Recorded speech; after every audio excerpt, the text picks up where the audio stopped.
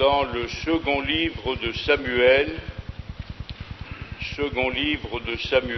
chapitre 18. Second livre de Samuel, chapitre 18, et nous suivrons la lecture à partir du verset 1er. Ce chapitre va mettre l'accent sur la triste fin d'un règne usurpé. Absalom s'est établi sur le trône de par sa propre volonté. Il n'y avait aucun plan de Dieu à ce sujet concernant cet homme. Et l'Écriture nous amène à faire la différence entre un homme comme David qui avait reçu l'onction que Dieu lui-même a établi sur le trône d'Israël, et un homme comme Absalom, plein d'ambition charnelle. Nous ne pouvons régner dans la vie par Jésus-Christ lui seul que dans la mesure où il y a à la base de notre vie l'expérience de la nouvelle naissance. Nous disons souvent dans nos prières que ce ne sont pas des adhésions qu'il nous faut, mais des conversions. Et nous voyons bien que ceux et celles qui adhèrent aux vérités de l'Évangile, malheureusement, ça ne dure qu'un temps. Or, puissions-nous nous attacher au Seigneur, nous attacher à la vie de l'Esprit. C'est le Seigneur et le Saint-Esprit qui nous permettront d'avoir une vie qui glorifie Dieu, qui nous permettront de tenir bon jusqu'à la fin, de résister dans le mauvais jour, de tenir ferme après avoir tout surmonté. David passa en revue le peuple qui était avec lui, et il établit sur eux des chefs de milliers et des chefs de centaines. David va donc agir ici pour établir le peuple, et au sein du peuple, des hommes qui auront des responsabilités, puisqu'il y avait des chefs de milliers et des chefs de centaines. Jusque-là, le peuple qui n'avait pas accepté le coup d'État d'Absalom avait suivi David, mais ce peuple-là avait besoin d'être organisé. Le chapitre 4 de l'Épître aux Éphésiens nous parle de Jésus qui organise les saints. Et il est évident que la vie de l'Esprit au sein du peuple de Dieu ne veut pas dire n'importe qui faisant n'importe quoi. David va donc établir sur le peuple des chefs, il va organiser le peuple, comme des siècles plus tard, le Seigneur Jésus organisera l'Église. Il plaça le tiers du peuple sous le commandement de Joab, le tiers sous celui d'Abishai, fils de Tseruya, frère de Joab, et le tiers sous celui d'Itaï de Gath. Peut-être que le tiers du peuple, ou certains parmi ce tiers, auraient préféré être sous un autre commandement que celui de Joab.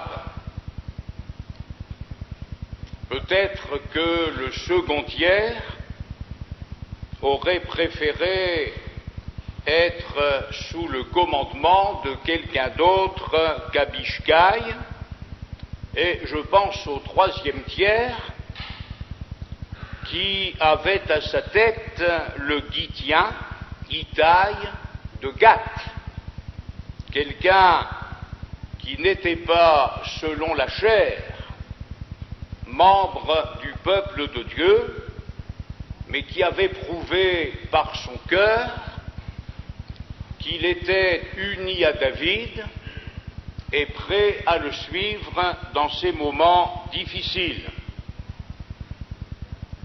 On trouve également dans la première épître de Paul aux Corinthiens des gens qui préféraient l'apôtre Paul, d'autres qui préféraient Céphas, Pierre, d'autres qui préféraient Apollos, et puis il y avait ceux qui se gardaient bien, apparemment, de toute préférence et qui préféraient Jésus. Et l'apôtre Paul leur a écrit: qu'est-ce que Pierre, qu'est-ce que Paul, sinon des hommes par le moyen desquels vous avez cru.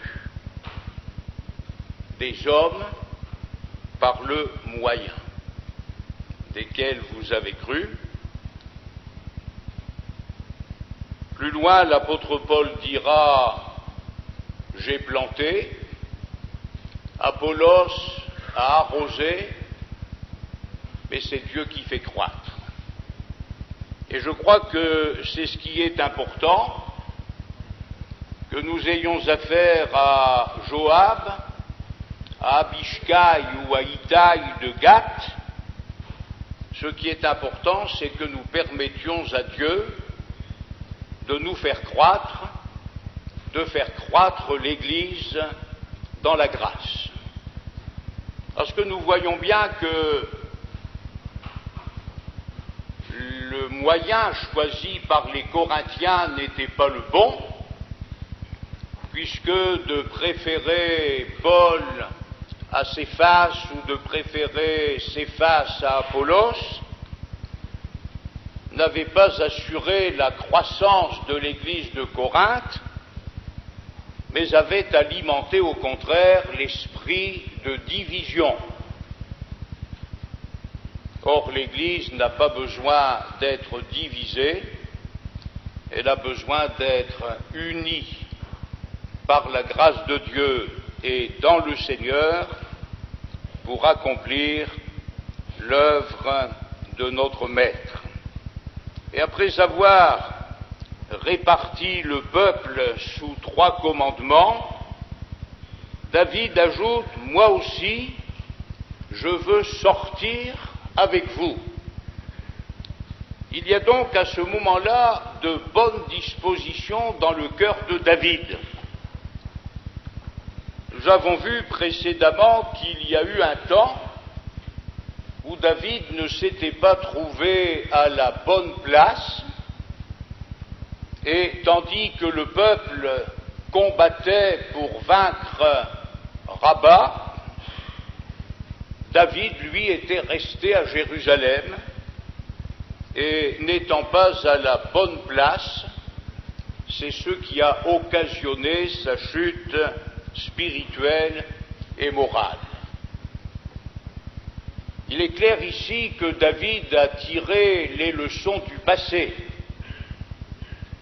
Et maintenant il dit au peuple: vous avez 3 chefs principaux, en dehors des chefs de milliers et des chefs de centaines, mais moi aussi, je veux sortir avec vous. Et au verset 3, nous voyons que c'est le peuple qui lui dit « Tu ne sortiras pas ». Donc apparemment, nous avons deux situations semblables. La première, David reste à Jérusalem pendant que le peuple va combattre à Rabat. La seconde, David reste à Mahanaïm pendant que le peuple va combattre les gens d'Absalom.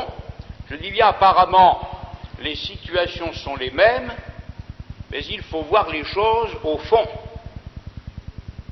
Dans un premier cas, David aurait pu aller avec le peuple, mais il n'y est pas allé. Et dans le second cas, il voulait aller avec le peuple, et c'est le peuple qui lui a dit « Tu ne sortiras point ». C'est pourquoi il peut y avoir dans l'Église, dans le cours de notre vie chrétienne, des situations apparemment semblables, mais quand on va au fond des choses, que l'on découvre les motivations, nous nous rendons compte qu'il y a quelquefois de grandes différences. Et ce qui est important, c'est ce qu'il y a dans notre cœur. Ici, c'est le peuple qui dit à David « Tu ne sortiras point », et le raisonnement du peuple paraît juste, car si nous prenons la fuite, ce n'est pas sur nous que l'attention se portera. Et quand la moitié d'entre nous succomberait, on n'y fera pas attention. Mais toi, tu es comme 10 000 de nous, et maintenant il vaut mieux que de la ville tu puisses venir à notre secours. Le roi leur répondit, je ferai ce qui vous paraît bon. Le peuple a donné ici à David un conseil de sagesse, et ce n'est pas parce qu'on est roi qu'il faut dédaigner les conseils de sagesse, même quand ils viennent du peuple.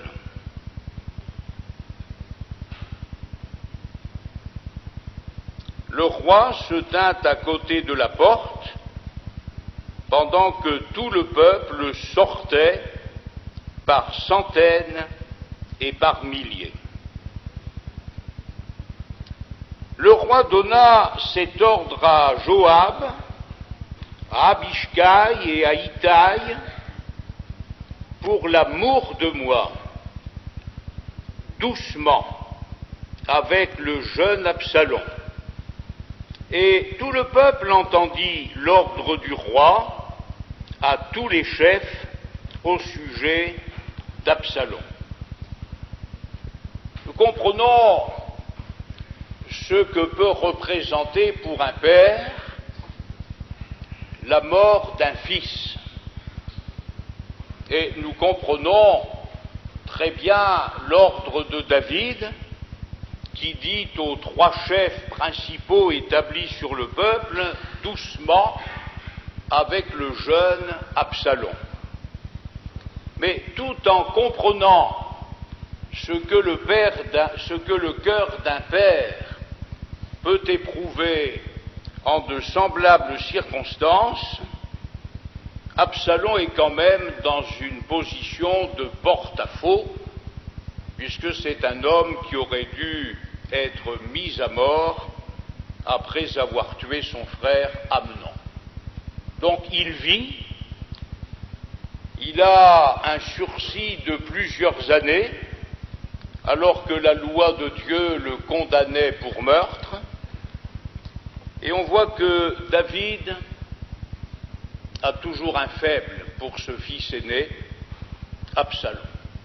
Doucement, avec le jeune Absalom. Le peuple sortit dans les champs, verset 6, à la rencontre d'Israël, et la bataille eut lieu dans la forêt d'Éphraïm. Là, le peuple d'Israël fut battu par les serviteurs de David, et il y eut en ce jour une grande défaite de 20 000 hommes. Non seulement Absalom gâche son existence, sa vie, mais il entraîne dans son erreur, dans sa faute, 20 000 hommes qui n'avaient probablement pas, pour la totalité d'entre eux, les sentiments qu'il y avait dans le cœur d'Absalom, parce que si ces hommes se sont mis en marche pour combattre David et le tuer, parce que c'est bien ce qu'il y avait derrière la tête d'Absalom, tuer son père, si ces hommes se sont mis en marche pour tuer David, la responsabilité en revient en tout premier lieu à Absalom,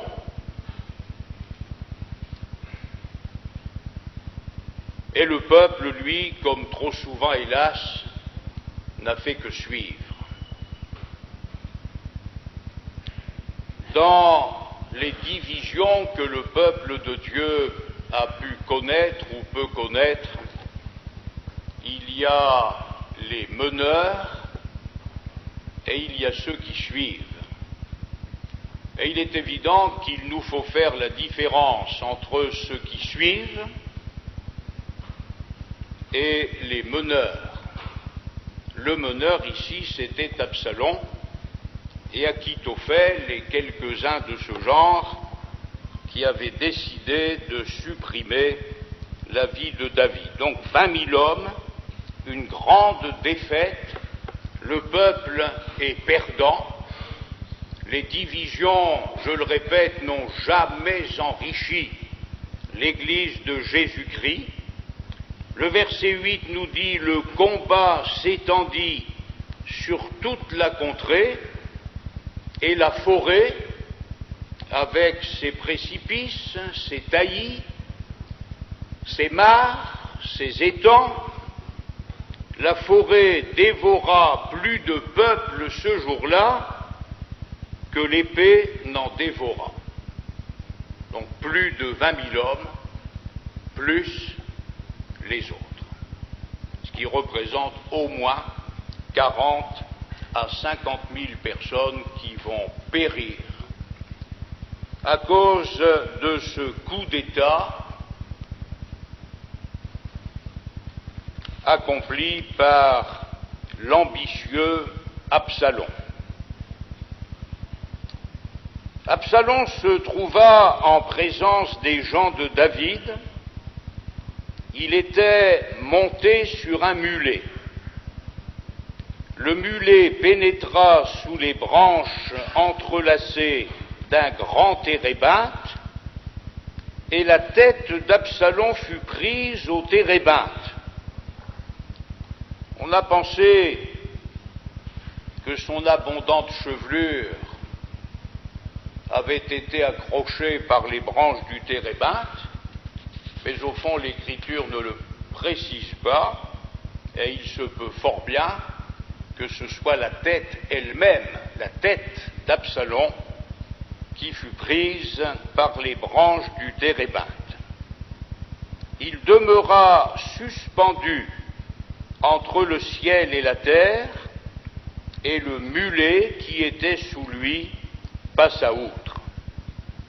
Un homme ayant vu cela vint dire à Joab, « Voici, j'ai vu Absalom suspendu à un térébinthe. » Et Joab dit à l'homme qui lui apporta cette nouvelle, « Tu l'as vu? Pourquoi donc ne l'as-tu pas abattu sur place? Je t'aurais donné 10 000 cycles d'argent et une ceinture. Tu aurais eu une promotion. » Mais cet homme dit à Joab, « Quand je pèserai dans ma main 1000 cycles d'argent, je ne mettrai pas la main sur le fils du roi, car nous avons entendu cet ordre que le roi t'a donné à toi, à Abishai et à Itaï, prenez garde chacun au jeune Absalom. Et si j'avais attenté perfidement à sa vie, rien n'aurait été caché au roi, et tu aurais été toi-même contre moi. Or ça énerve un peu Joab, qui dit « Je ne m'arrêterai pas auprès de toi ». Et il prit en main 3 javelots et les enfonça dans le cœur d'Absalom, encore plein de vie, au milieu du térébinthe.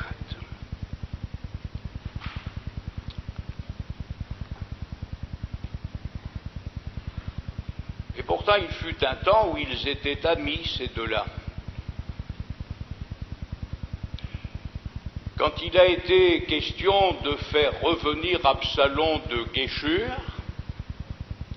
c'est Joab qui a trouvé à Tekoa une femme habile,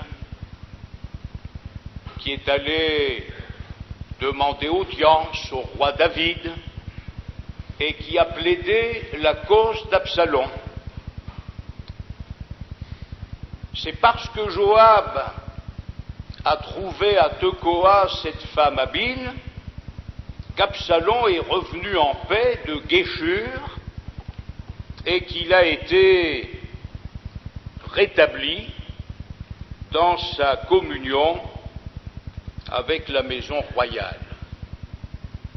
Mais David, n'ayant pas voulu voir la face d'Absalom, ou n'ayant pas permis qu'Absalom voie sa face, aussitôt Joab s'est mis un peu en retrait et il a refusé de répondre à l'invitation d'Absalom, ce qui a amené Absalom à faire mettre le feu au champ de Joab par ses serviteurs. Alors, quelles sont les vraies raisons qui ont amené Joab à agir?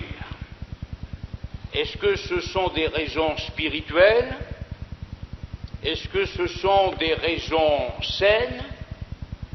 Est-ce que Joab a compris ce jour-là que la parole de Dieu n'avait pas été accomplie en son temps, qu'on avait laissé vivre un meurtrier au mépris de ce que Dieu avait pu dire? Est-ce que Joab a compris toutes ces choses-là, ou a-t-il saisi l'occasion de régler ses comptes avec Absalom? En tout cas, l'homme d'Israël qui n'a pas voulu tuer Absalom et qui dit à Joab, si je l'avais fait, j'aurais désobéi à l'ordre du roi et peut-être aurais-tu été le premier à être contre moi, cet homme a agi avec sagesse. Joab, lui, a fait mourir le fils du roi, mais dans quelles conditions et poussé par quel mobile? En tout cas, ce que nous remarquons, c'est que les alliances qui ne sont pas spirituelles durent le temps qu'elles durent. Ça peut tenir des années. On voit des gens comme Joab et Absalom qui paraissent amis, qui, dans les moments très difficiles, très sombres de leur vie, sont capables de se rendre des services mutuellement. Mais quand il n'y a pas des bases saines, quand il n'y a pas des mobiles spirituels, de bons motifs, bien, je le répète, ces alliances-là, elles ne tiennent que le temps, plus ou moins court, plus ou moins long, mais ça ne tient pas indéfiniment, et c'est en tout cas ce qu'il faut retenir de cette alliance, entre guillemets, entre Absalom et Joab, puisque Joab a fini par faire mourir celui qu'il avait fait revenir de Guéchur pour qu'il rentre à Jérusalem. Verset 16, verset 15, 10 jeunes gens qui portaient les armes de Joab entourèrent Absalom, le frappèrent et le firent mourir. Quand on usurpe le trône, on ne va pas vers la vie, mais vers la mort.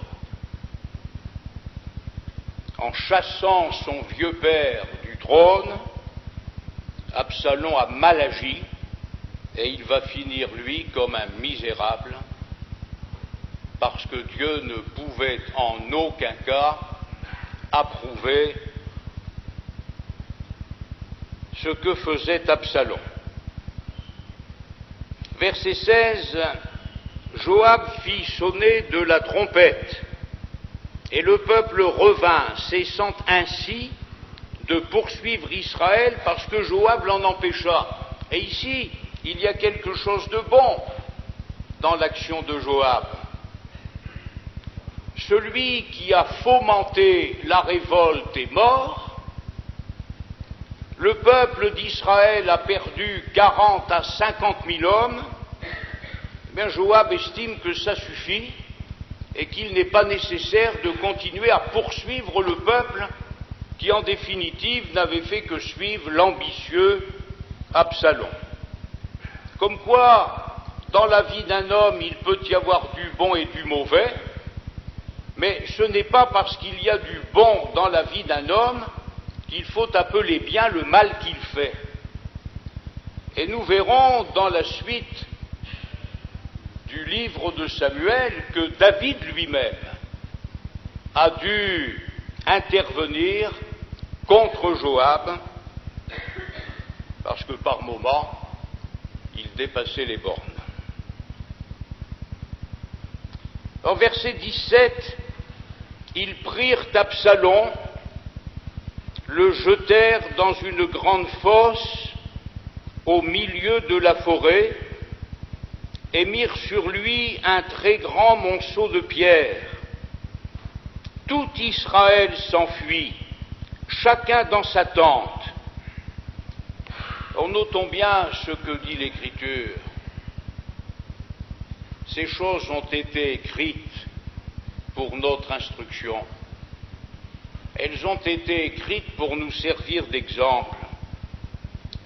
De son vivant, Absalom s'était fait ériger un monument dans la vallée du roi, car il disait « Je n'ai point de fils, par qui le souvenir de mon nom puisse être conservé », et il donna son propre nom au monument qu'on appelle encore aujourd'hui monument d'Absalom. Il ne se prenait pas pour n'importe qui quand même, cet Absalom.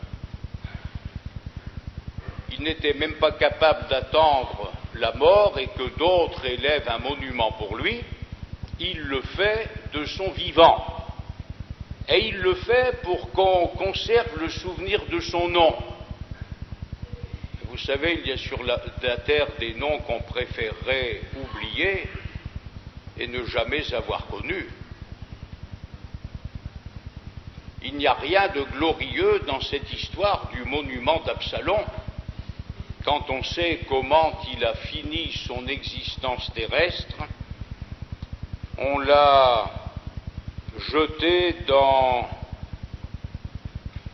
au milieu de la forêt, on a mis sur lui un grand monceau de pierres, alors que de son vivant il s'était fait construire un monument. La parole de Dieu nous invite à l'humilité et à la modestie, en nous disant que si quelqu'un doit nous élever, c'est à Dieu de le faire. Que nous, notre place, c'est de nous humilier sous la main puissante de Dieu, et que c'est la prérogative de Dieu que d'élever au temps convenable ce qu'il estime pouvoir ou devoir élever. Alors maintenant, il va falloir apporter cette nouvelle à David, ce qui ne va pas être chose facile.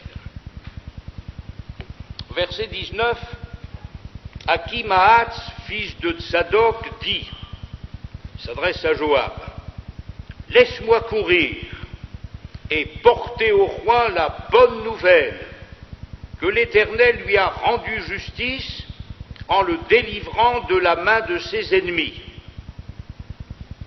Joab lui dit, « Ce n'est pas toi qui dois porter aujourd'hui les nouvelles, tu les porteras un autre jour, mais non aujourd'hui, puisque le fils du roi est mort. »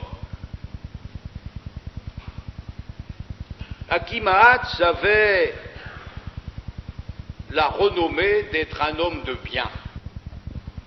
Et quand elle l'était, comme ça peut arriver à chacun, elle n'était pas comprise et surtout incomprise par son mari.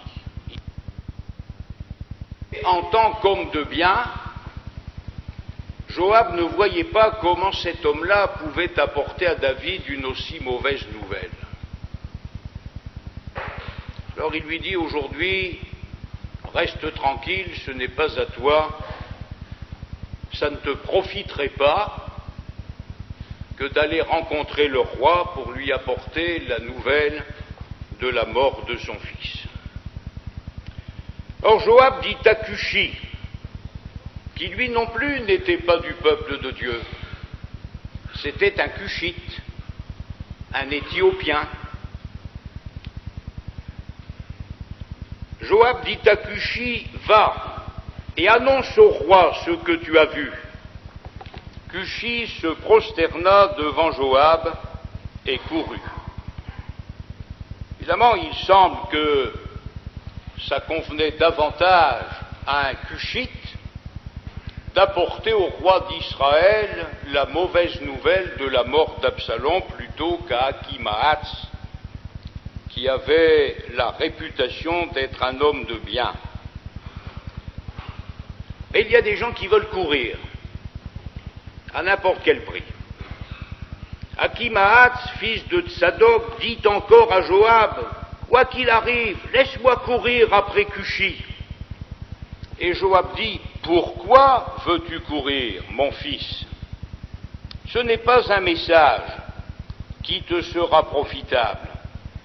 Quoi qu'il arrive, je veux courir, reprit Akhimaatz. » Et Joab lui dit, « Eh bien, cours. » Akhimaatz courut par le chemin de la plaine et il devança Cushi. Mais pourquoi avons-nous la tête aussi dure? Quand ce n'est pas à nous de courir, laissons courir ceux qui doivent courir. Quand ce n'est pas à nous de remplir telle ou telle autre mission, laissons ceux que Dieu a désignés remplir ces missions-là, et puis réservons-nous pour le lendemain ou le surlendemain. Celui que Joab voulait envoyer, c'était un Éthiopien, un Cushite. Mais Akhimaatz, lui, voulait à tout prix courir. Et il a fini par faire céder Joab, comme quelquefois il est arrivé que des êtres humains fassent céder Dieu en lui disant « je veux ». Non pas Seigneur que ta volonté soit faite, mais je veux. Et après les avoir entendus 2 ou 3 fois, eh bien Dieu leur dit, puisque tu veux courir, cours. Verset 24. David était assis entre les 2 portes.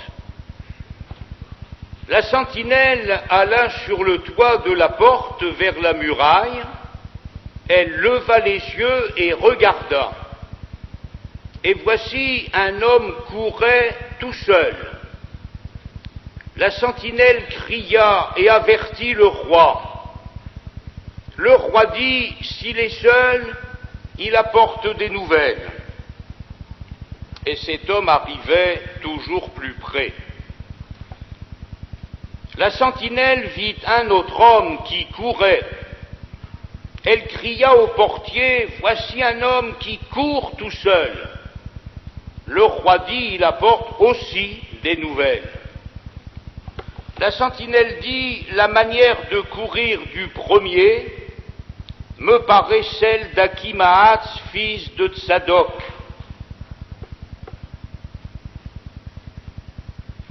Et le roi dit, c'est un homme de bien et il apporte de bonnes nouvelles. Alors nous comprenons pourquoi Joab lui avait dit, ce n'est pas à toi qu'il appartient de courir aujourd'hui. Tu le feras un autre jour. Mais le message que tu dois apporter au roi ne convient pas à ta renommée, à ta réputation. Tu as la renommée d'être un homme de bien, et il serait normal que tu apportes au roi de bonnes nouvelles, et comme aujourd'hui ce n'est pas le cas, reste tranquille, tiens-toi à ta place. Akhimaats, verset 28, cria, et il dit au roi, tout va bien.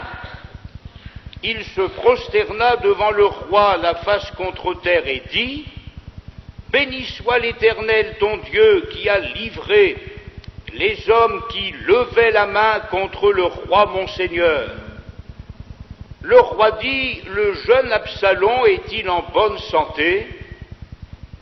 Akhimaats répondit, j'ai aperçu un grand tumulte au moment où Joab envoya le serviteur du roi, et moi, ton serviteur, mais je ne sais pas ce que c'était. Et le roi dit, mets-toi là de côté. Et Akhimaats se tint de côté. C'est curieux, ce message qu'Akhimaats va communiquer à David. Et c'est ce qui prouve que quand on court, alors que ce n'est pas à nous de courir, le message que nous apportons est un message confus, qui ne renseigne pas les êtres humains sur ce qu'ils ont à entendre ce jour-là.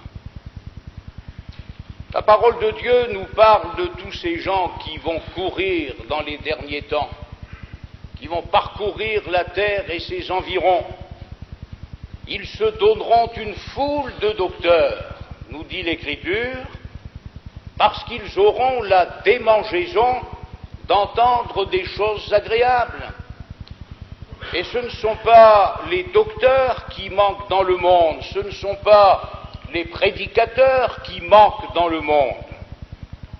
Ce qui manque au monde, ce sont des hommes qui ont un message précis à lui délivrer de la part de Dieu.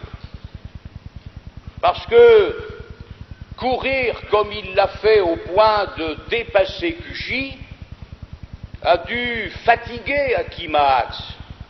Mais il s'est fatigué pourquoi? Quand il est arrivé devant le roi, il n'avait rien à dire.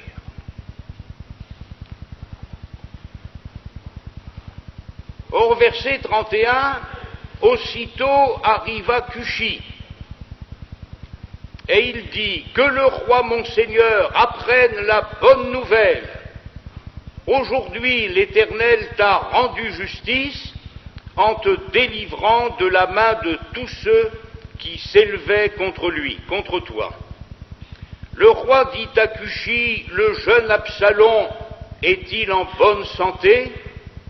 Cushi répondit, qu'il soit comme ce jeune homme, les ennemis du roi mon Seigneur, et tous ceux qui s'élèvent contre toi pour te faire du mal. Et David va comprendre. David va comprendre qu'Absalom a été tué dans la bataille. Remarquons la différence entre Achimaatz et Cushi. Achimaatz court alors qu'on ne lui demande rien. Cushi court parce qu'il est envoyé par Joab. Quand Achimaatz se trouve devant le roi, il n'a rien de précis à lui dire, mais quand Cushi arrive devant le roi, il a un message à délivrer au roi, c'est celui de la mort du fils.